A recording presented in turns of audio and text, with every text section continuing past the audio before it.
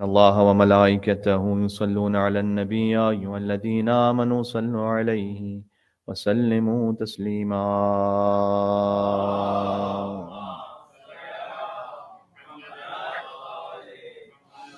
أعوذ بالله من الشيطان الرجيم. بسم الله الرحمن الرحيم. وبه نستعين وهو خير ناصر ومعين، والعاقبة للمتقين والجنة للموحدين والنار للعاصين، والصلاة والسلام على أكرم الأنبياء والمرسلين حبيب إله العالمين العبد المرتضى والنبي المجتبى والرسول المصطفى سيدنا ونبينا ومولانا بالقاسم محمد. اللهم صل على محمد وعلى محمد وعلى آله الطيبين الطاهرين المعصومين المظلومين، سيما بقية الله في الأرضين الذين أذهب الله عنهم الرجس وطهرهم تطهيرا. صلى على محمد. رحمة الله على محبيهم واللعنة الدائمة على أعدائهم أجمعين. اللهم صل وسلم وزد وبارك على صاحب الدعوة النبوية والصولة الحيدرية والعصمة الفاطمية والحلم الحسنية والشجاعة الحسينية والعبادة السجادية والمآثر الباقرية والآثار الجعفرية والعلوم الكاظمية والحجج الرضوية والجود التقوية والنقاوة النقوية والهيبة العسكرية والغيبة الإلهية. صلوات بر محمد وآل محمد.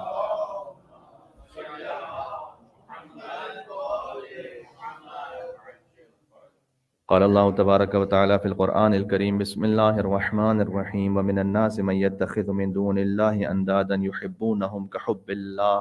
نعرہ صلوات.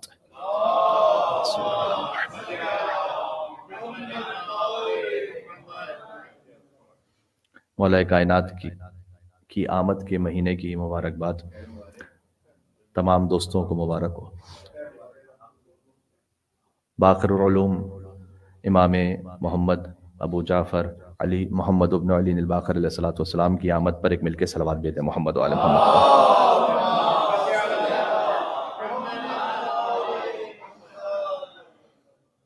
حدیث میں یوں بھی ہے کہ فضل شہر الرجب علی سائر الشہور کفضل القرآن علی سائر الکتب. ماہ رجب المرجب کی فضیلت باقی مہینوں پر ویسی ہے کہ جیسے قرآن کی فضیلت باقی کتابوں پر ہے. شاید اس کی وجہ یہی ہو کہ اس ماہ میں وہ قرآن ناطق آنے والا ہے کہ جو نہ کبھی قرآن سے جدا ہوا نہ کبھی قرآن اس سے جدا ہوا. ایک مل کے صلوات بھیجیں علی و عظمت امیر المومنین اور اولاد امیر المومنین علی بن ابی طالب علیہ الصلوۃ والسلام پر. اللہم صل علی محمد وعلی محمد. امام باقر علیہ السلام کا جشن ہے اور 5ویں امام ہے، 7ویں معصوم ہے، اور 57 کا جو عدد ہے وہ امام علیہ السلام کی زندگی کا ایک محور ہے. جیسے کہ میں نے عرض کیا 5ویں امام، 7ویں معصوم، اور ساتھ ہی 57 ہجری ہی میں امام کی ولادت ہے، اور 57 میں مزید 57 اضافہ کر دیجئے تو 114 ہجری میں امام علیہ السلام کی شہادت ہے.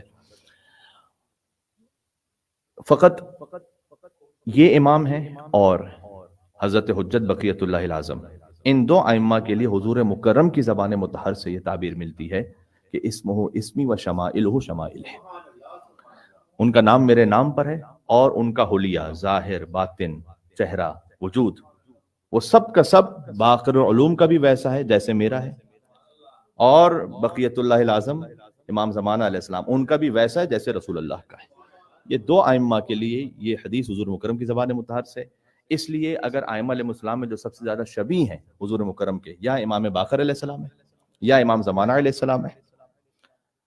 ہاں ایک اور ہے کہ جو ایسا شبیہ رسول ہے کہ 12 ائمہ میں نہیں ہے، لیکن امام معصوم کی سند ہے کہ اس سے زیادہ کوئی شبیہ رسول تھا ہی نہیں، جس کا سن فقط 18 برس تھا، اور کربلا میں حسین ابن علی نے جن کے لیے گواہی دی ہے. اللہ یا علی سبحان.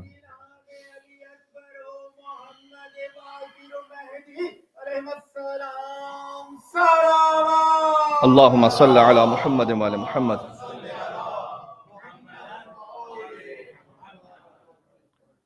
تو دیکھیے آپ اس جشن میں تشریف فرمائیں. بہرحال مودت اہل بیت کے اظہار کا ایک ذریعہ ہے، یہ جشن اور اس واجب کو ادا کرنا ہے. ایک مقام پر میں نے اس بات کو عرض کیا تھا کہ جشن بذات خود واجب نہیں ہے. ظاہر ہے کہ اگر کوئی جشن میں نہیں آیا تو اس نے کوئی نعوذ باللہ فعل حرام تو نہیں کیا. جشن میں آنا بذات خود واجب نہیں ہے، لیکن جشن سانچا ہے ایک ایسے واجب کا، بلکہ اوجب کا، کہ جو اللہ سبحانہ وتعالیٰ نے قرآن میں رکھا ہے. قُلْ لَا أَسْأَلُكُمْ عَلَيْهِ أَجْرًا إِلَّا الْمَوَدَّةَ فِي الْقُرْبَى. یہ واجب نہیں، اوجب ہے. یہ مودت اہل بیت علیہ السلام، اجر رسالت کی ادائیگی، وہ واجب نہیں ہے بلکہ تمام واجبات کی شرط ہے. جیسے کہ نماز اول وقت، مغرب کی نماز ہوگی تو مغرب کی نماز میں اول وقت میں نماز پڑھنا واجب نہیں ہے. نماز مغرب کا وقت وسیع ہے، اب بعد میں بھی پڑھ سکتے ہیں، لیکن اول وقت میں نماز پڑھنا مستحب ہے، مستحب تاکیدی ہے. تو اول وقت نماز ایک ایسا مستحب ہے کہ جس کے اندر ایک واجب چھپا ہوا ہے، نماز مغرب کی ادائیگی. بات واضح؟ یہ ایک ایسا سانچہ ہے کہ جس میں آپ ایک واجب کو ادا کر رہے ہیں. اس طریقے سے جشن اہل بیت اطہار علیہ السلام یہ ایک ایسا سانچہ ہے کہ جس میں آپ ایک واجب کو ادا کر رہے ہوتے ہیں. وہ ہے قُلْ لَا أَسْأَلُكُمْ عَلَيْهِ أَجْرًا إِلَّا الْمَوَدَّةَ فِي الْقُرْبَى. اس خاطر اس جشن میں آنا یا مجالس اہل بیت اطہار علیہ السلام میں آنا ان کی خوشی میں خوشی کا اظہار ہے، ان کے غم میں غم کا اظہار ہے. اور آپ جانتے ہیں مدینۃ العلم رسول اللہ ہے، باب العلم مولا علی ہیں، باقر العلوم امام باقر ہے. علوم کو کھول دینے والے، شگافتہ کرنے والے. بہت ساری باتیں ایسی ہیں کہ جو سالہ گزشتہ محافل میں و مجالس میں بیان ہو چکی ہیں. چاہتا ہوں کہ کچھ اور باتیں آ جائیں، امام علیہ السلام کی معرفت کے حوالے سے ہم ایک زینہ، ایک قدم تھوڑا سا اور آگے بڑھ سکیں، انشاءاللہ مل کے سفر کر سکیں. اور کون سے علوم کو شگافتہ کرنے والے ہیں؟ فلسفیوں کا علم، فقہا کا علم، عرفاء کا علم. السلام علیکم یا باقر علوم النبیین، اے انبیاء کے علوم کو کھول دینے والے، آپ پر سلام ہو. یہ امام کی زیارت میں. بلکہ ایک اور عجیب زیارت کا فقرہ ہے، السلام علیک ایھا الباقر بعلم اللہ، اے اللہ کے علم کو کھول کر بیان کرنے والے. اب اس کی کیا تعبیر ہے اللہ سبحانہ و تعالیٰ جانتا ہے. باقر بعلم اللہ، کیونکہ نبیوں کے پاس جو علم ہے وہ در حقیقت اللہ سبحانہ و تعالیٰ ہی کا عطا کردہ علم ہے. تو باقر علوم ہے امام محمد باقر علیہ السلام. باقر علوم کا مطلب کیا ہے؟ دیکھیں مثلا آپ کو ایک چھوٹی سی سادہ سی مثال دوں تاکہ ذہن متوجہ ہو جائے. مثلا سورۃ الکوثر ایک سطر کا سورہ ہے. اب اس کے اندر کتنے مطالب ہیں؟ ایک مفسر نے 100 نقطے لکھے ہیں ایک سطر پر. کیوں انا کہا اللہ سبحانہ و تعالیٰ؟ انی کیوں نہیں کہا؟ آتینا کا کہا، آتینا کا نہیں کہا. ایک ہے آتینا کا، الف پر مد ہے، پھر تے یہ نون الف کاف، یہ آتینا کا. اور ایک ہے اعطینا کا. دونوں کا مطلب بظاہر ایک ہے. اور قرآن میں اللہ سبحانہ و تعالیٰ نے آتینا کا لفظ استعمال کیا ہے. پتہ کب استعمال کیا؟ وَلَقَدْ آتَيْنَاكَ سَبْعًا مِّنَ الْمَثَانِي وَالْقُرْآنِ الْعَظِيمِ. اے رسول ہم نے آپ کو قرآن عطا کیا ہے. اس کے لیے اعطیناک نہیں ہے، آتیناک. وَلَقَدْ آتَيْنَاكَ سَبْعًا مِّنَ الْمَثَانِي وَالْقُرْآنِ الْعَظِيمِ. ہم نے آپ کو قرآن بھی عطا کیا، سورہ الحمد بھی عطا کیا. تو آتیناک اور اعطیناک کیا فرق کیا دونوں؟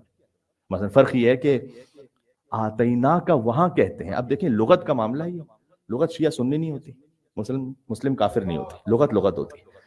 آتینا کا وہاں کہا جاتا ہے جہاں اتنا دیا جائے جتنا حق ہے. اعطینا کا حق سے بڑھ کر عطا کر دیا جائے.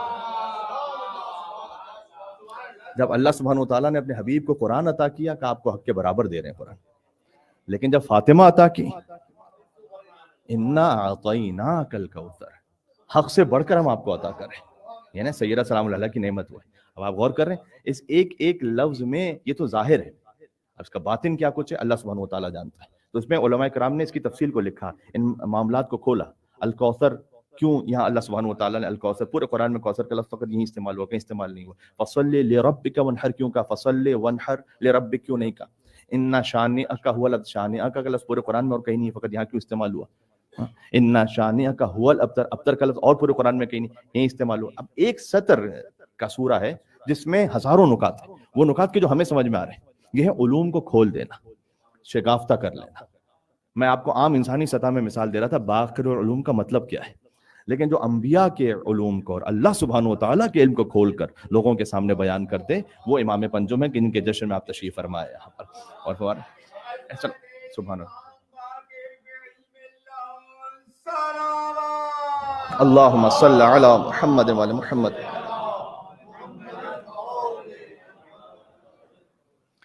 دیکھیں مودت کا اثر وہی ہوتا ہے کہ جو باقی رہ جائے. جب آپ اس جشن میں آئے ہیں، کسی بھی مجلس میں جائیں تو بہرحال اس مودت سے جو کچھ ہم نے حاصل کیا ہے وہ ہمارے وجود میں باقی رہ جائے. یہی مودت کی اصل پہچان ہے کہ کبھی بھی آپ سے یہ ذکر، یہ کیفیت جدا نہ ہو سکے. اہل بیت علیہ السلام پر ایمان اور مودت کے لفظ میں یہ بات شامل ہے. یہ بھی ذرا سن لیجئے گا. مودت کا لفظ، اس کے روٹ ورڈز کیا ہیں؟ اس کے روٹ ورڈز ہیں وددا، اور وددا نکلا ہے وتدا سے عربی زبان میں. اچھا، آپ نے ایک لفظ سنا ہوگا قرآن میں، اوتاد. عما یتساءلون عن النبأ العظیم الذی هم فیہ مختلفون کلا سیعلمون ثم کلا سیعلمون الم نجعل الارض مہادا والجبال اوتادا. اوتاد کسے کہتے ہیں پتہ ہے؟ اوتاد کہتے ہیں میخوں کو، پیگز. کہ کیا تم نے نہیں دیکھا کہ ہم نے زمین کو گہوارہ بنایا ہے اور پہاڑوں کو میخوں کی طرح گاڑا ہے تاکہ بیلنس رہے زمین کا. یہ اوتاد. اسی سے ہے وتد.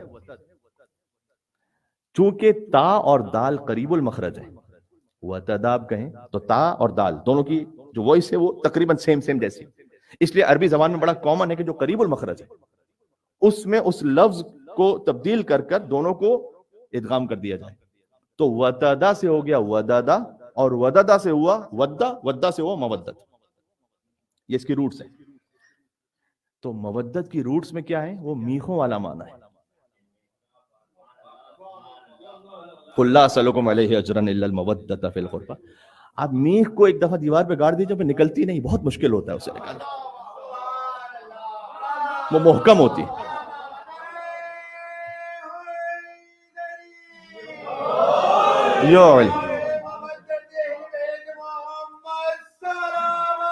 اللہم صلی علی محمد و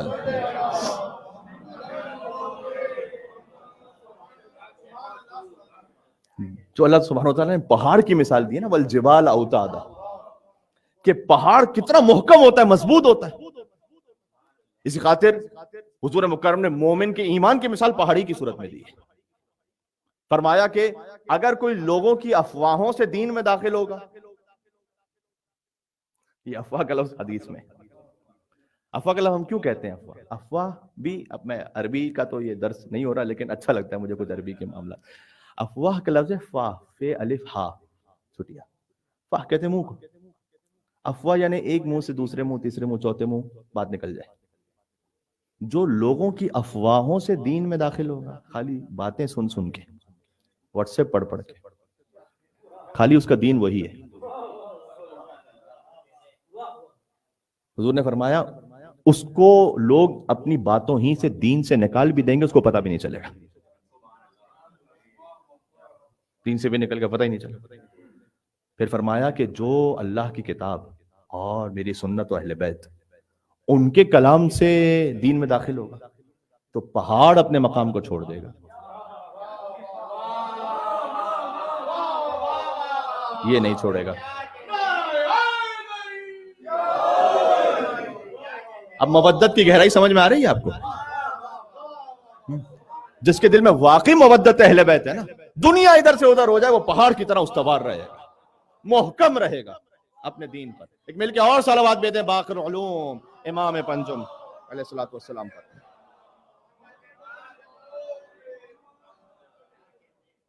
اب یہ مودت کا مطلب ذہن میں رہے گا آپ کے؟ یعنی جو ایسے محکم داخل ہو چکی ہے کہ جس کو نکالنا ناممکن ہو، مثلا بہت مشکل ہو، اور اگر کسی طریقے سے اس کو کوئی زبردستی ہٹا بھی دے تو اس کا نشان باقی رہ جائے. یہ ہے مودت. اگر کہیں کسی ایسے معاملے میں فرض کیجئے کہ اگر زبردستی کوئی کسی کو ہٹانے کی کوشش کرے، نشان پھر بھی باقی رہے، یہ ہے مودت. تو عزیزوں، باقر علوم علیہ السلام کے جشن میں جب آپ شریک ہیں تو ایک مودت اہل بیت کا اظہار ہو رہا ہے. یہ ایک واجب پر عمل ہو رہا ہے. یہ ایک ایسا سانچہ ہے جو خود مستحب ہے لیکن اس میں ایک واجب چھپا ہوا ہے. بات ذہن میں رہ گئی آپ کے؟ اب یہ جتنے جشن رجب میں آنے والے اور شعبان المعظم میں آنے والے اور جتنی مجلس سے آنے والے، ان سب میں آپ ایک تصور کے ساتھ آئیں کہ میں ایک فی نفسہ ہی مستحب کام میں جا رہا ہوں کہ جس کے اندر ایک واجب پوشیدہ ہے. بات واضح ہے؟ اور اپنے بچوں کو بھی اسی خاطر لے کر آئیے. تو عرض کیا میں نے باقر علوم کا مطلب کیا ہوا؟ مثلا ایک سطر بظاہر اس کے اندر سینکڑوں نکات. میں آپ کی خدمت میں ہاروت و ماروت والی آیت سورہ بقرہ کی پیش کر چکا ہوں. مجھے یاد ہے گزشتہ جشن میں کہ جس میں نے آپ سے ایک ویسے سوال پوچھا تھا کہ ایک آیت ہے ہاروت و ماروت کے بارے میں کہ جو جادو سے متعلق آیت ہے کہ اس میں کتنے نکات ہیں. مثلا آپ کہیں گے 15 20 50 100 200 250 1000 2000 چند سطروں کی آیت ہے. اور علامہ مجلسی نے لکھا ہے 1.26 ملین. یہ تو ایک عام بندہ نکال رہا ہے جو باقر علوم کے در کا ایک چھوٹا سا شاگرد ہے. ایک آیت جو سب کو یاد ہے, آدھی میں پڑھوں گا آدھی آپ پڑھیں گے, 4 لفظوں کی آیت ہے. آیت کا ایک حصہ ہے قل رب, کیا بات ہے, کہیے کہ اے میرے رب میرے علم میں اضافہ فرما. رب زدنی علما, قل کے ساتھ 4 لفظ ہوتے ہیں. اچھا, اگر اللہ جانتا ہے کہ میں اپنے علم میں اضافہ چاہتا ہوں, میری تمنا ہے, تو اللہ کیوں کہہ رہا ہے قل, مجھ سے کہو؟ وہ خود کیوں نہیں بڑھاتا؟ اس کا مطلب یہ ہے کہ اگر آپ کے دل میں کوئی حاجت ہے, اللہ جانتا ہے, لیکن اللہ کو محبوب ہے کہ اس حاجت کو کہو وہاں پر. کہو. خود قل کے لفظ میں بات پوشیدہ ہے کہ آپ کہیے. اللہ کو یہ جو انکساری پسند ہے. ہاں, ان الذین یستکبرون عن عبادتی سیدخلون جہنم داخرین. اللہ سبحانہ و تعالیٰ نے دعا کی آیت کے بعد یہ کہا ہے کہ وہ کہ جن کے دلوں میں اتنا تکبر ہے کہ وہ اللہ کے سامنے دعا کرنے کو بھی تیار نہیں, تو ہم عنقریب انہیں منہ کے بل جہنم میں داخل کریں. جو دعا نہیں کرتا وہ تکبر کا اظہار کرتا ہے. ہاں, وہ جھکنا نہیں چاہتا کسی کے سامنے. اس لیے آپ کو معمولاً ملے گا کہ جتنے سائنٹسٹ ہیں, ڈاکٹرز ہیں, وہ اپنے دین کا اظہار کرتے ہوئے شرم محسوس کرتے ہیں, اس لیے کہ تکبر ہے. ہم کیوں جھکیں, ہم خود اتنے بڑے کہ ہم کیوں جھکیں, چاہے اللہ ہی کے سامنے جھکنا ہم نہیں جھکیں گے. تو ایک ایروگنس ہے یہاں پر. تو اللہ کہتا ہے قل, سب سے پہلے تو کہو, اپنی عاجزی کا اظہار کرو. رب زدنی علما, رب, خود یہ رب کا اظہار جو اللہ سبحانہ تعالیٰ نے کہا نا, رب کے ذریعے سے دعا مانگو. حدیث میں آیا کہ جو 10 مرتبہ یا رب کہے, اللہ سبحانہ و تعالیٰ کہتا ہے لبیک یا عبدی. یا رب یا رب یا رب یا رب یا رب یا رب, آپ 10 مرتبہ کہیں, اللہ کہتا ہے لبیک یا عبدی, اے میرے بندے میں حاضر ہوں, بتا کیا چاہتا ہے. ایک سادہ سی آیت جو بظاہر ہمیں سادہ لگ رہی, کتنے علوم اس میں سے نکل رہے ہیں. زدنی علما, یہاں اللہ تعالیٰ نے یہ نہیں کہا کہ قل رب زد علما, اے پروردگار میرا علم بڑھا دے. ہاں, زدنی علما, یہ نہیں کہا علم بڑھا دے, زدنی علما, پروردگار تو مجھے بڑھا دے علم کے ذریعے سے. ترجمہ یہ ہے اصل میں اس کا. ہمارا معمولاً غلط ترجمہ ہوتا ہے, پروردگار میرے علم میں اضافہ فرما. نہ, میرے علم میں اضافہ فرما یہ سادہ ترجمہ ہے, ہاں, جو کہ محاورتاً ہے, مفہوماً ہے, حقیقت میں نہیں ہے. لفظی ترجمہ پتہ ہے کیا ہے؟ قل رب زدنی علما, اے رسول آپ کہیے کہ اے میرے رب مجھے بڑھا دے علم کے ذریعے سے. یعنی اس دعا میں اللہ تعالیٰ نے سمجھایا ہے کہ اس بات کا کوئی فائدہ نہیں کہ علم بڑھ جائے تمہاری روح نہ بڑھے. کچھ لوگوں کا علم زیادہ ہوتا ہے, انسان چھوٹے ہوتے ہیں. کچھ لوگوں کے پاس دولت بہت زیادہ ہے, دل چھوٹا ہے. کچھ لوگوں کے پاس فقط ایک شخص کے پاس دال روٹی ہے, لیکن کوئی مہمان آئے گا تو چاہے گا کہ اس میں شریک ہو جائے. کسی کے پاس دیا ہوا بہت کچھ ہے اللہ کا, لیکن وہ ویٹ کرے گا کہ مہمان چلا جائے تو میں کوئی. کسی کے پاس ظاہر میں زیادہ ہے, ہو سکتا ہے علم زیادہ, ہو سکتا ہے دولت زیادہ ہو, روح چھوٹی ہو. کسی کے پاس ظاہر میں کم ہے, روح بڑی ہے. اللہ تعالیٰ خالی یہ نہیں کہنا چاہ رہا کہ تم یہ دعا مانگو کہ میرا علم بڑھ جائے, تمہاری روح بڑھے, تمہارا درجہ بڑھے, تمہارا مقام بڑھے. کس کے ذریعے؟ علم کے ذریعے سے بڑھے, معرفت کے ذریعے سے بڑھے, دولت کے ذریعے سے نہیں, شہرت کے ذریعے سے نہیں. بات واضح؟ اب دیکھیں تو قل رب زدنی, میں خالی مثال دے رہا تھا. یہ تو وہ علوم کے تھوڑے تھوڑے سے پہلو ہیں کہ جو انسانوں کو سمجھ میں آ رہے ہیں. اب باقی علوم کیا کھولے علم کو. اب روایت تو مجھے پیش کرنی نہیں ہے, لیکن اتنا تو میں آپ کو خالی یاد دلا دوں کہ جو فلسطین سے گروہ آیا تو امام باقر علیہ السلام نے الصمد کے معنی بیان کرنا شروع کیے, جو سنا چکا ہوں میں آپ کو. تو امام نے الصمد کے معنی فقط یہ نہیں بیان کیے کہ اللہ بے نیاز ہے, یہ تو ہم بھی کر سکتے تھے. امام علیہ السلام وہ بھی جو کرتے ہیں, علیہ السلام کا صدقہ ہے. بہرحال یہاں کہیں غرور تکبر نہ ہو جائے اس لفظ میں بھی. لیکن یہ کہ امام نے کہا الصمد میں الف سے مراد یہ ہے, لام سے مراد یہ ہے, صاد سے مراد یہ ہے, میم سے مراد یہ ہے, دال سے مراد یہ ہے. اور اس کے بعد امام نے کہا کہ اگر مجھے اہل ملتے تو میں پورا دین و پوری شریعت الصمد سے نکال کے بتاتا ہوں. یہ ہے الصمد, یہ ہے باقر علوم. یا علی سبحان اللہ. اللہم صلی علی محمد و علی محمد.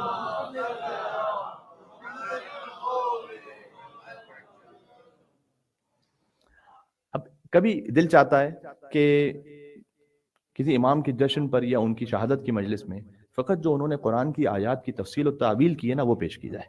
ایک بڑا لطیف اور بڑا اچھا موضوع ہے. خود چونکہ باقر علوم امام ہی کا لقب ہے کہ علوم کو کھولنے والے. تو میں 2-4 حدیثیں بھی پیش کروں گا انشاءاللہ آپ کی خدمت میں، خاص طور پر تربیت اولاد کے بارے میں، کچھ اپنے نفس کی اصلاح کے بارے میں، اور 1-2 احادیث بڑی اہم امامت کے عقیدے کے بارے میں. ایک آیت ہے سورہ مبارکہ بقرہ میں کہ اللہ سبحانہ وتعالیٰ نے فرمایا کہ وَمِنَ النَّاسِ، انسانوں میں سے کچھ ایسے کہ مَن يَتَّخِذْ مِن دُونِ اللَّهِ أَندَادًا، وہ اللہ کے علاوہ دوسروں کو شریک بنا لیتے ہیں اللہ کا. يُحِبُّونَهُ ہم كَحُبِّ اللَّهِ، وہ اللہ کی طرح ان سے محبت کرنے لگتے ہیں. اب یہ لات کے بارے میں، منات کے بارے میں، عزا کے بارے میں، بتوں کے بارے میں، کس کے بارے میں؟ کتاب الکافی کی حدیث ہے. امام نے کہا کہ واللہ، خدا کی قسم، یہ آیت ان لوگوں کے بارے میں ہے کہ جنہوں نے انہیں امام بنا لیا جنہیں اللہ نے امام نہیں بنایا. وہ ان سے ویسی محبت کرتے ہیں کہ جیسی اللہ کی جانب سے بنائے ہوئے امام سے کرنی چاہیے. یہ آپ کو بات سمجھ میں آ رہی ہے میں کیا کہہ رہا ہوں؟ بلکہ ایک اور لطیف حدیث ہے، آپ اس کو ہمیشہ اپنے ذہن میں رکھیے گا، اور میں کہتا ہوں یہ بات تو اپنے بچوں تک ضرور پہنچائیے گا. وہ یہ کہ امام نے فرمایا اللہ قیامت میں 3 لوگوں سے نہ کلام کرے گا، نہ ان کی طرف دیکھے گا، نہ ان کا تزکیہ کرے گا، نہ ان کی مغفرت کرے گا. اللہ کا سخت ترین عذاب پتہ ہے کیا قیامت میں؟ اللہ دیکھے ہی نہ اس طرف.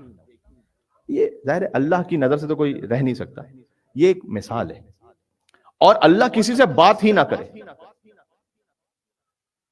اور اب یہ کہ کوئی گناہ گار ہے جس سے اللہ بات کر رہا ہے تو کم سے کم بخشش کا پھر تو امکان ہے. جس سے اللہ بات ہی نہ کرے، وہ 3 لوگ کون سے جنہیں اللہ بات ہی نہیں کرے گا، تزکیہ نہیں کرے گا. فرمایا جن سے اللہ بات ہی نہیں کرے گا، ہائے ہائے ہائے، کمن ادعا اماما ولیست امامتہ من اللہ. ایک وہ جو اپنے آپ کو لیڈر، پیشوا، امام سمجھنے لگے جبکہ اس کی امامت اللہ کی جانب سے نہ ہو. تو وہ جو بعد از وفات رسول اپنے آپ کو امت کا پیشوا بنا کے بیٹھ گئے، کہ اللہ ان سے بات ہی نہیں کرے گا. ابھی سن لیجئے گا، پہلا تو گروہ یہ. پھر فرمایا من جحد اماما، دوسرا وہ گروہ کہ جو کسی امام کا انکار کر دے اور اس کی امامت اللہ کی طرف سے ہو، ان سے بھی اللہ بات نہیں کرے گا. تیسرا پتہ ہے کون سا گروہ ہے؟ جو یہ سمجھے کہ یہ دونوں مسلمان ہیں.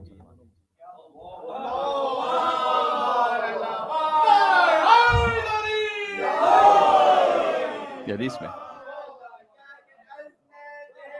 آگے آ جائے گا، ایک ایک قدم سلوات پڑھتے ہیں.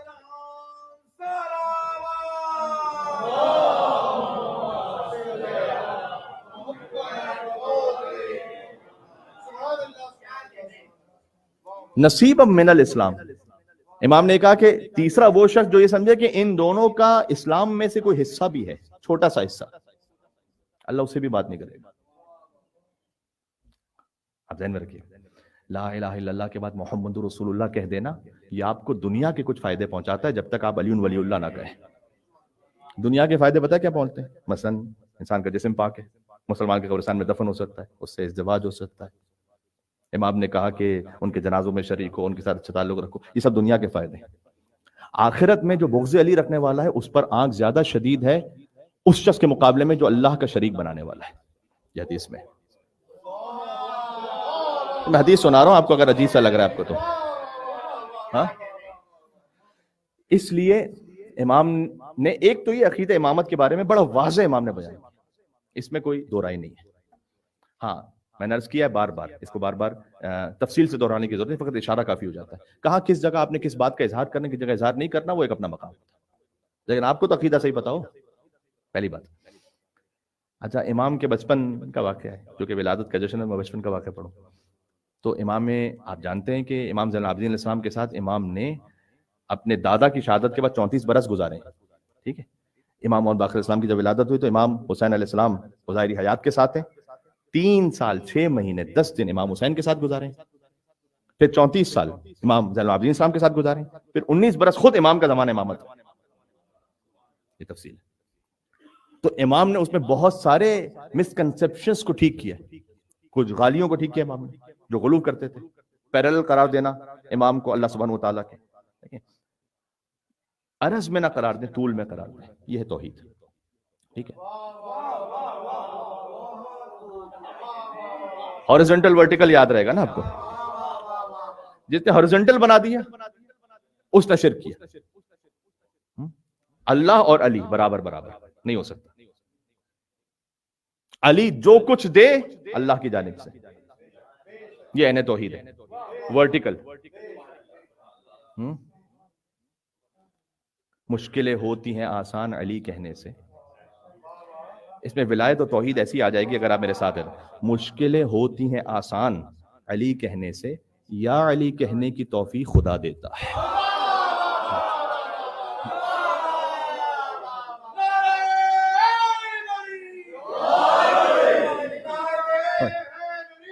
یا علی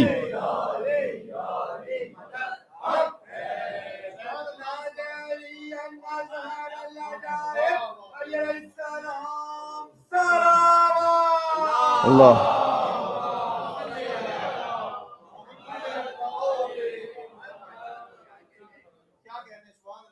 کل ائمہ میں یہی وہ در یکدانہ ہے. ہاں، ایک صفت امام باقر کی ایسی ہے کہ جو کسی اور امام میں نہیں ہے. کل ائمہ میں یہی وہ در یکدانہ ہے. ایک امام آپ کے دادا ہیں تو ایک نانا ہے. یہ صرف امام محمد باقر علیہ السلام سے مخصوص ہے. جو باپ کی طرف سے حسینی ہے، ماں کی طرف سے حسنی ہے. تو یہ حسنی اور حسینی سلسلہ جمع ہو جاتا ہے امام محمد باقر علیہ السلام. امام محمد باقر علیہ السلام کے بعد جتنے امام ہیں وہ حسنی بھی ہیں، وہ حسینی بھی ہیں. وہ یہ اعتراض کا جواب ہے کہ جو ہم سے کہا جاتا ہے کہ تم حسین کی اولاد کو امام مانتے ہو، حسن کی اولاد کو کیوں نہیں مانتے. تو امام حسین علیہ السلام کے بعد جو امام بنے وہ امام حسین کے بیٹے تھے، اور اسی امامت کی کڑی پر جو ازدواج ہوا امام زین العابدین کا، وہ امام حسن علیہ السلام کی دختر سے ہوا، فاطمہ بنت حسن. لم یدرک فی آل الحسن مثلھا، کہ خود امام نے فرمایا کہ آل حسن میں ان جیسی کوئی بی بی تھی نہیں. آل حسین میں امام زین العابدین جیسا کوئی نہیں. آل حسن میں بی بی فاطمہ بنت حسن جیسی کوئی نہیں. ان کا ازدواج جو تو ثمرہ ہے ویسا کہ جو باقر علوم النبیین ہے، ان جیسا امام کوئی نہیں. اس لیے کہ جو باپ کی طرف سے بھی اور دادا کی طرف سے بھی اور نانا کی طرف سے بھی، جن کا سلسلہ امامت سے جا کے جوڑتا ہو، خاص اور خاص امام ہے. بات سمجھ میں آ رہی ہے میں کیا عرض کر رہا ہوں؟ لیکن ہر امام کی کچھ ایسی خصوصیات ہیں کہ جو آپ کو کسی اور امام میں نظر نہیں آئیں گی، اور آپ کو ایسا لگے گا کہ ساری فضیلتیں بس یہیں آ کے ختم ہو گئی. پھر آج جب امام تقی الجواد علیہ السلام کے بارے میں مثلا گفتگو سنے، آپ کو لگے گا ساری فضیلتیں یہیں پہ آ کے ختم ہو گئی. اور آپ امام النقی علیہ السلام کے بارے میں گفتگو سنے، آپ کو لگے گا کہ زیارت جامع کبیرہ امام نے تعلیم فرما دی، ساری فضیلتیں یہیں آ کے ختم ہو گئی. یہی تو کیفیت ہے امامت کی. کلنا واحد. اچھا یہ جو نا اولنا محمد اوسطنا محمد آخرنا محمد وکلنا محمد، یہ امام محمد باقر علیہ السلام بالکل بچپن میں تھے. اس وقت ارشاد فرمایا امام زین العابدین نے. ہاں وہ میرے ذہن میں بات آ گئی تو میں اسی سے متصل کرتے ہوئے بات کہہ دوں کہ امام محمد باقر علیہ السلام کے بچپن کا زمانہ ہے. امام زین العابدین السلام کے پاس کون آئے ہیں؟ جابر بن جوفی، امام کے خاص صاحب سر ہیں. علامہ مجلسی نے بھی اس حدیث کو الگ سے کر کے لکھا ہے اور کہا ہے کہ میں اس حدیث کو الگ سے اس لیے لکھ رہا ہوں کہ اس کے مضامین بڑے عجیب ہیں، اور اس کی نہ صحت پر نہ بطلان پر ہم کچھ کہیں گے، اس لیے کہ جو علم امامت ہے وہ انہی کی طرف واپس پلٹتا ہے، تو ہم نہیں کہہ سکتے کچھ. لیکن بہرحال کوئی ایسی چیز بظاہر مجھے کم سے کم اس حصے میں ایسی نظر نہیں آئی کہ جو قرآن یا سنت قطعیہ سے ٹکرا رہی ہو، تو میں آپ کی خدمت میں عرض کر رہا ہوں کہ علامہ مجلسی نے بہرحال لکھا ہے. کہتے ہیں کہ جابر جوفی امام کے پاس بیٹھے ہوئے تھے، کہتے ہیں کہ مولا میرے عقیدے والے بڑے کم ہیں. امام نے کہا کتنے ہیں؟ کہتے مولا اس شہر میں شاید 100 ہوں گے، اور حجاز کے اور شہروں میں دیکھیں تو کل ملا کر 1000 یا 2000 ہوں گے، ساری دنیا میں شاید 1 لاکھ ہوں. امام نے کہا بہت بڑھا رہا ہے، ایسا نہیں. کام امام نے کہ جو ہم کہہ رہے ہو کہ میرے عقیدے والے، ان میں سے کتنے ایسے ہیں کہ جو اس بات پر یقین رکھتے ہیں کہ اللہ نے اپنا امر ایک روح کے ساتھ ہم پر نازل کیا، ہم چاہیں تو مشرق سے مغرب میں چلے جائیں، مغرب سے مشرق میں چلے جائیں، زندہ کو مردہ کر دیں، مردہ کو زندہ کر دیں.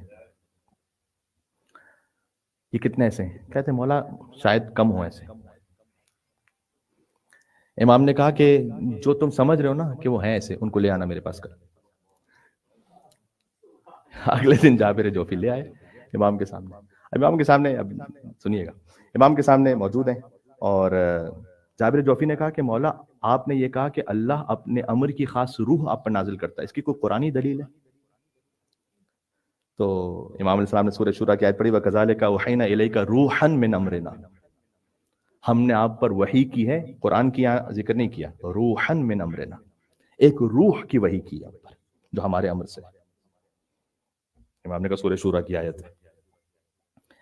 تو وہ کچھ لوگ موجود تھے امام کے سامنے. اچھا باہر سے معذرت، میں یہاں پہ کسی پر بات نہیں کر رہا، لیکن امام نے کہا کہ جو تم سمجھ رہے ہو نا کہ تمہارے عقیدے اولئک المقصرون، وہ مقصر ہے.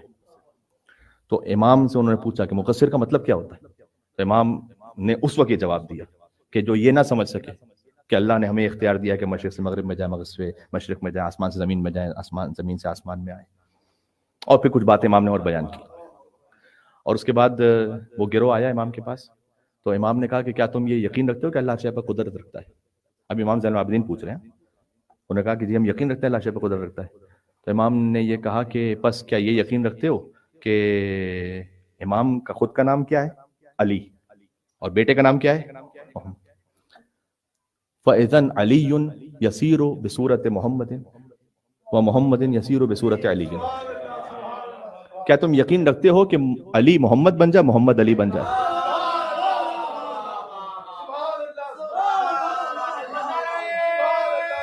یہ تعبیر جس کو لطف آئے، جس کو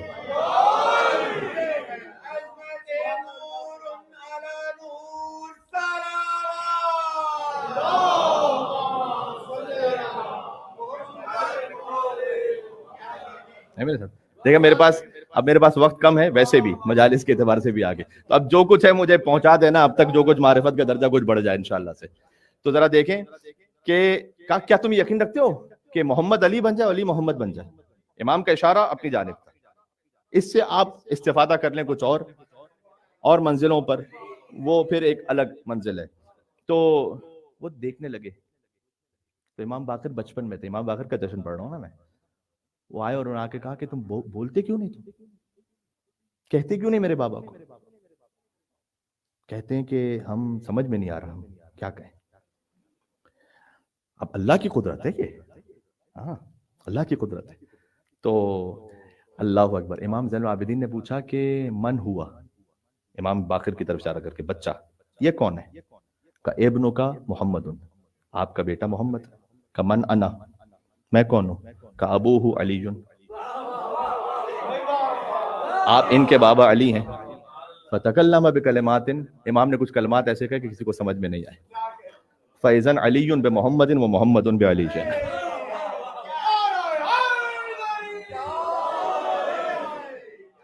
محمد علی ہو چکے تھے، علی محمد ہو چکے تھے، شکل میں، کیفیت میں. اس وقت امام نے یہ فرمایا کہ کلنا نور واحد، فاولنا محمد، اوسطنا محمد، آخرنا محمد، وکلنا محمد. تو یہ بھی ایک منزل تھی جو امام نے بیان فرمائی. اللہم صلی علی.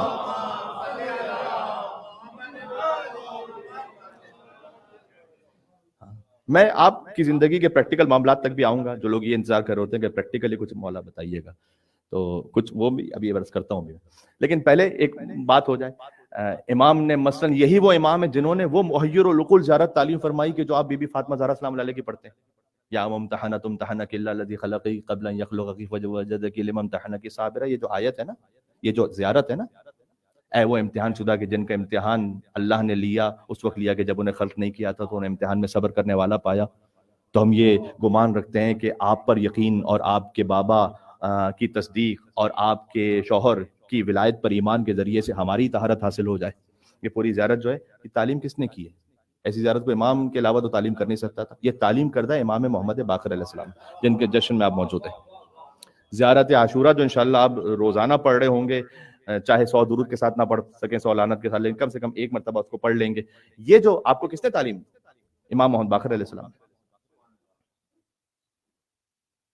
جو کچھ علم کا دریا بہ رہا ہے سب کچھ امام محمد باقر علیہ السلام سے. آپ یقین فرمائیے گا اس کے بعد امام علیہ السلام کی زندگی کے وہ احوال، مثلا امام نے خود یہ فرمایا، امام کی ولادت کی بات ہے اس لیے میں کہہ رہا ہوں کہ میرے بابا زین العابدین علیہ السلام، انہیں اپنے سارے بچوں سے ایک جیسی محبت نہیں تھی. چاہے امام باقر علیہ السلام سے جو محبت ہے وہ تو جدا ہے نا کا، لیکن وہ سلوک کرتے تھے سارے بچوں کے ساتھ ایک جیسا، اور کہتے تھے کہ میں اس لیے ایک جیسا سلوک کرتا ہوں تاکہ یوسف علیہ السلام کا قصہ نہ دہرا دیا جائے. اب اس میں کتنا بڑا درس ہے دیکھیں ہماری زندگی کے لیے. اللہ اکبر. میں ایک مل کے اور صلوات بھیجیں امام محمد باقر علیہ الصلوۃ والسلام پر. اللہم صل علی.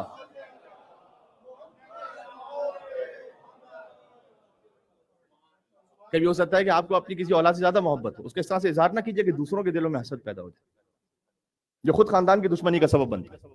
لہذا فرمایا امام نے کہ میرے بابا ایک جیسا سلوک کرتے تھے تاکہ قصہ یوسف نہ دہرایا جائے. دیکھیں ایک مرتبہ آپ کے ایک بچے نے نماز پڑھی، دوسرے نے بچے نے نماز نہیں پڑھی، جس نے نماز پڑھی تھی آپ نے اس کی تعریف کی، یہ اپریسیشن ہے، یہ عدل ہے. لیکن کبھی ہوتا ہے کہ گفٹ دینے میں، وصیت کرنے میں، کچھ لوگ ہوتے ہیں کہ جو کسی کو محروم کر دیا. اب پورا محروم تو کیا نہیں جا سکتا، بہرحال 1/3 وصیت پر عمل ہوگا، باقی پہ تو تقسیم ہی ہوتی پھر وصیت جو وراثت ہے. لیکن جتنا اگر کہیں کوئی ناانصافی دکھائے گا اپنے بچوں کے ساتھ معاملات، تو امام نے کہا تم خود شیطان کو داخل ہونے کا راستہ دیتے. اس کے بعد امام اسلام نے ایک اور لفظ ارشاد فرمایا ایک حدیث میں کہ یحفظ الاطفال بصلاح آبائی. اگر تم یہ دیکھو کہ کسی کا باپ بہت نیک تھا اور اچھا تھا، اس خاطر اس کے بچے کا احترام کر، اس کی حفاظت کر.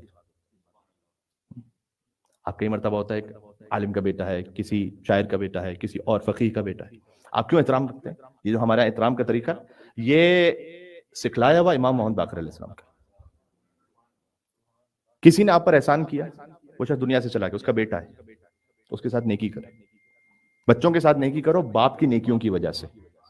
یہ امام باقر علیہ السلام نے تعلیم فرمائی. پھر فرمایا کہ میں آپ کے سامنے ان چند پریکٹیکل نکات کو پیش کر رہا ہوں کہ جو بڑے اہم ہیں.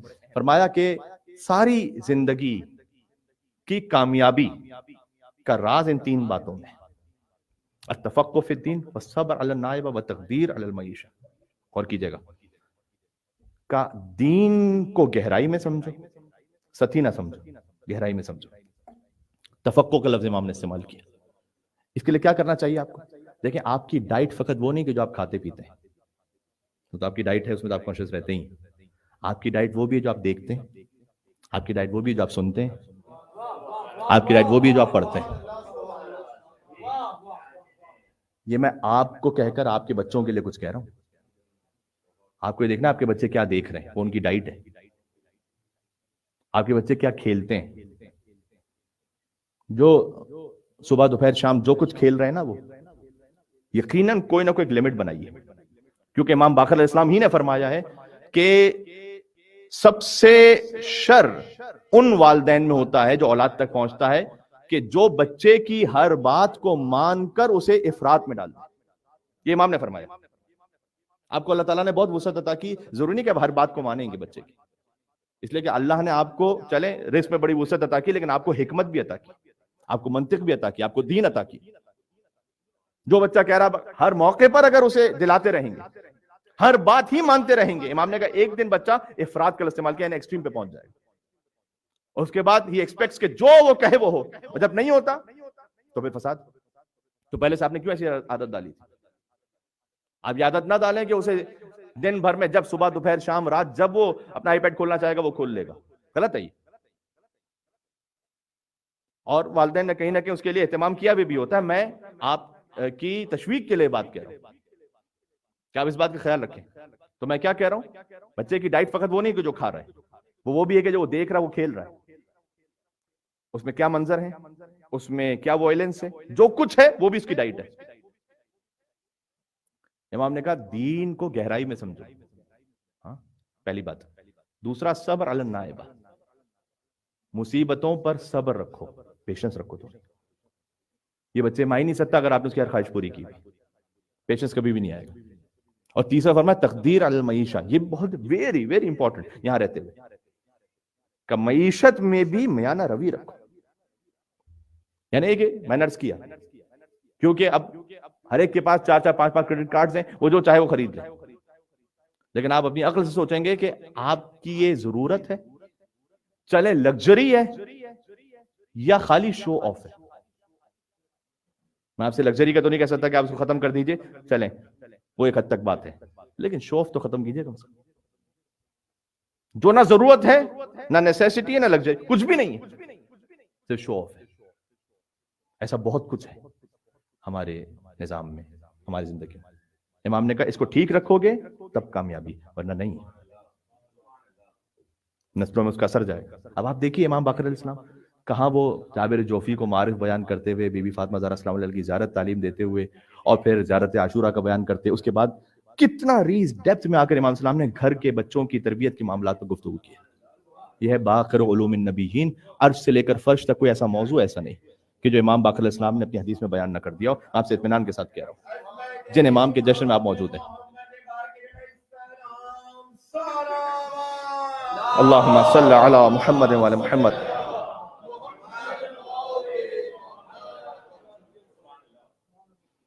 ایک بات اور، امام نے ایک اچھا لباس پہنا ہوا تھا، کسی نے آ کر امام سے کہا آپ بہت اچھے لگ رہے ہیں مجھے۔ امام نے کہا کہ اپنی زوجہ کے لیے پہنا ہے، اس لیے کہ اگر مرد اپنے آپ کو سوار کے رکھے تو تزید فی عفت النساء، خاتون کی عفت میں اضافہ ہوتا ہے۔ یہ خالی ان کی ذمہ داری نہیں، آپ کی بھی ذمہ داری۔ ولادت کے جشن میں تو میں کہہ سکتا ہوں نا، یہ رجب المرجب کا مہینہ ہے، تو کچھ اپنی بھی ڈینٹنگ بینڈنگ کریں آپ اور سدھار کے رکھیں اپنا۔ کیا تزید فی عفت النساء؟ اب آپ کین یو امیجن کہ امام علیہ السلام ان امور پہ بھی گفتگو کریں؟ امام نے کی۔ ایک شخص آیا امام کے پاس، بڑا بہترین روم تھا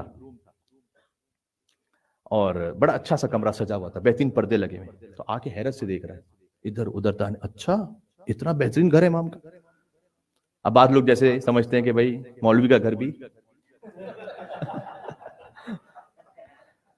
آدھا ہی جملہ سیلف ایکسپلینیٹری ہے سمجھانے کے لیے کا، اور ضرورت ہی نہیں آگے کہنے کا، تو وہ بھی بڑے غربت میں رہے بس۔ تو بہت اس کو تعجب، ارے امام ہوتے ہوئے ایسا؟ امام نے محسوس کیا فوراً، کہ دیکھو کل واپس آنا، کل آؤ گے دوبارہ دعوت میں ہمارے یہاں؟ کہ جی جی مولا آؤں گا۔ اگلے دن پھر آیا، امام ایک اور حجرے میں لے کر گئے، بالکل سادہ سا۔ اس کو لگا کہ ہاں یہ امام کے مطابق ہے، وہ تو بڑا زبردست سجا ہوا تھا۔ امام نے کہا دیکھو میں نے جس سے ازدواج کیا اس کو مہر دیا ہے، یہ اس نے اپنے مہر کی رقم سے، جو ان کی ملکیت ہے، اپنے حجرے کو بنایا ہے، چونکہ اسراف نہیں تھا، لہذا امام کی ہر زوجہ کوئی اس عصمت صغرا وغیرہ کی منزل پہ تھوڑی فائز ہے کوئی۔ تو امام نے کہا کہ ہم نے اسے بنانے دیا، وہ کل میری زوجہ کے حجرے میں تم وہاں روم میں تھے، یہ آج میرے روم میں ہو۔ اس کا مطلب کیا ہے؟ اس کا مطلب یہ بھی ہے کہ بہت جلدی جج نہ کریں کسی کو، فوٹو سے جج نہ کریں، کم سے کم ویڈیو تو ہو۔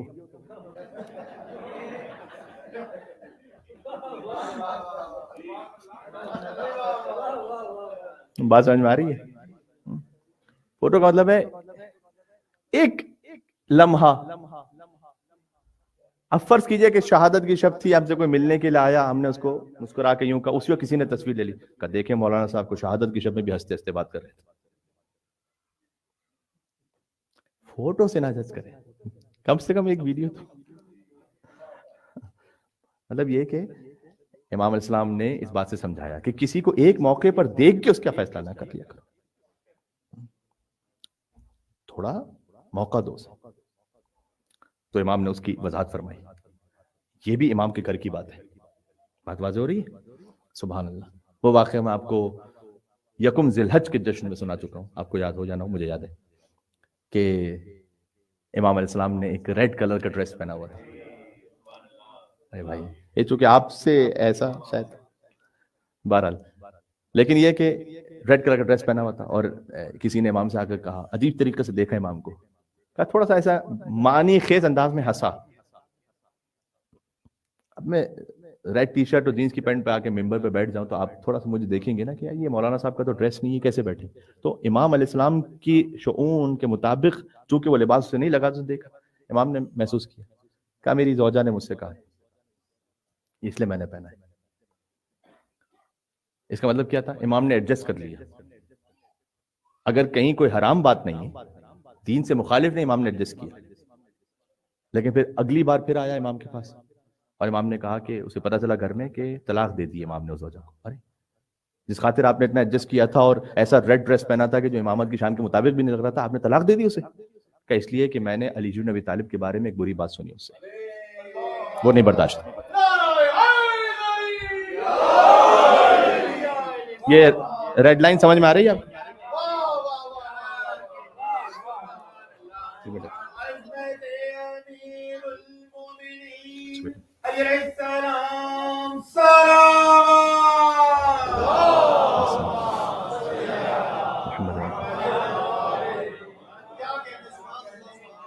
یہ ریڈ لائن سمجھ میں آ رہی ہے آپ؟ امام علیہ السلام یہاں پر چونکہ کہ کٹنگ بھی ہے مغرب سے پہلے، تو مجھے بات بس ختم کر دینی. امام علیہ السلام گھر میں بچوں کو نماز فجر کے لیے جگاتے تھے، جتنے بچے ہوتے تھے. یہ آپ کو 14-15 سال بعد نہیں کرنا، بلکہ بعض امام کے جو خدام تھے وہ کہتے تھے کہ مولا یہ بچہ تو نماز پڑھنا بھی نہیں جانتا. امام نے کہا سبحان اللہ کہنا جانتا ہے، بس کو کہو کہ آئے سبحان اللہ کے نماز کے وقت تک بس. بلکہ امام علیہ السلام نے باقاعدہ ایک حدیث میں سمجھایا ہے کہ جب بچہ 3 سال کو ہو جائے، یا 3 قمری سال مراد ہے، شمسی نہیں، قمری یعنی اسلامک کیلنڈر، کہا کہ جب وہ 3 برس کا ہو تو اس کو کم سے کم لا الہ الا اللہ کہنا آنا چاہیے. 4 برس کا ہو محمد رسول اللہ کہنا آنا چاہیے. 5 برس کا یا اس کے قریب ہو جائے، جب اس کو یہ پتہ چل جائے، کتنی حسین تعبیر ہے کہ اس کا رائٹ ہینڈ کیا ہے اور لیفٹ ہینڈ کیا ہے، اس کو اتنی سمجھ ہو، پھر بتاؤ قبلہ کہاں پر ہے، کیونکہ رائٹ اور لیفٹ کی اس کو تمیز ہو چکی ہے. میں انہوں نے کہا قبلہ بتاؤ. اور 6 سال کا ہو جائے تو رکوع کرنا تک سکھلا دو، اور 7 برس کا ہو جائے تو چہرہ دھونا یعنی وضو کرنا سکھلا دو. 7 برس میں اس کو نماز آ جانی چاہیے. یہ ترتیب امام نے بیان فرمائی. تو یہ ماشاءاللہ کئی ساری چیزیں تھیں کہ جو آج کی گفتگو میں بیان ہو گئیں. الحمدللہ معارف سے لے کر ہم نے کوشش کی، بعض عقائد سے لے کر. سبحان اللہ. ایک یہاں سے وہاں تک اور مل کے صلوات بھیجیے گا محمد علیہ محمد علیہ